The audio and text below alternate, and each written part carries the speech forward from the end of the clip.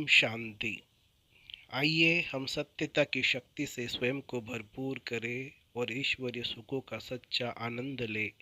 सुना करते थे गॉड इज ट्रूथ। कुछ लोग ऐसा भी कह देते हैं कि ट्रूथ इज गॉड, लेकिन जो सत्य बोलते हैं उन्हें तो भगवान नहीं कहा जा सकता ना। लेकिन यह कहा जाएगा जहाँ सत्यता वह परमात्मा का सहयोग है, उनकी उपस्थिति का आभास हो सकता है। और गॉड इज ट्रूथ अर्थात वही संपूर्ण सत्य का ज्ञान देता है, वही मनुष्य को सत्य की ओर ले चलता है, वही हमारे सत्य स्वरूप को याद दिलाता है।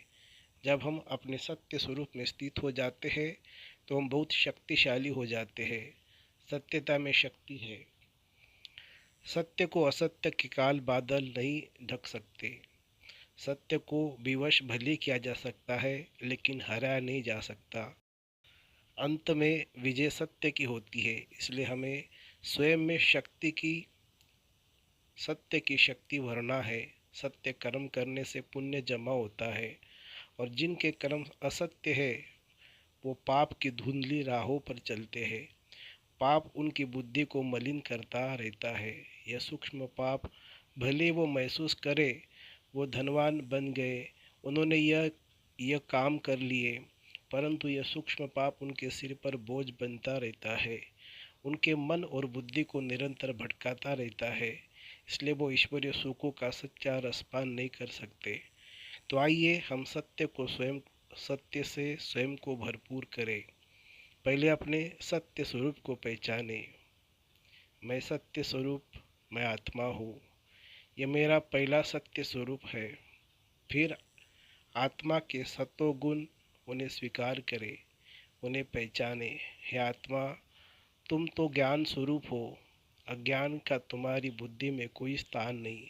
हे आत्मा, तुम तो शांत हो, तुम अशांत हो नहीं सकती। तुम तो प्रेम स्वरूप हो, तुम्हें नफरत आ नहीं सकती। तुम तो आनंद स्वरूप हो, सदा प्रसन्न हो, परम पवित्र हो। विकारों से तुम्हारा कुछ लेना देना नहीं है। तुम तो सर्वशक्तिवान की संतान हो, शक्तिशाली हो, निर्भय हो। यह हमारा सत्य स्वरूप है।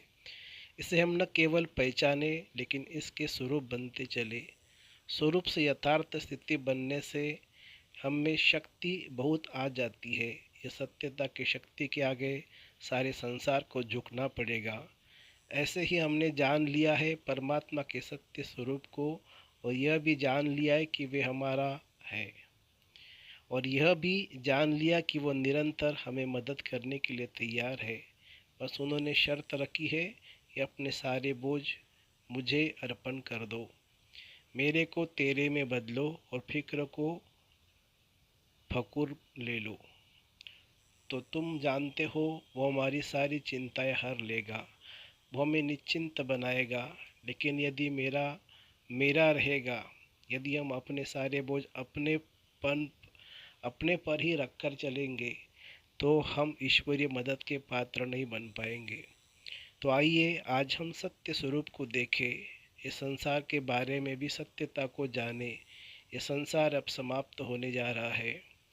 जो वस्तु ये वैभव धन संपत्ति है, उसकी भी सत्यता को ध्यान दे कि यह सब केवल उपयोग करने की वस्तु ये है। ये विनाशी है या विनाशी नहीं। चारों ओर इसे सत्य नज़र से देखते हुए आज परम सत्य को बार बार विजुलाइज करेंगे, बार बार उसे देखेंगे।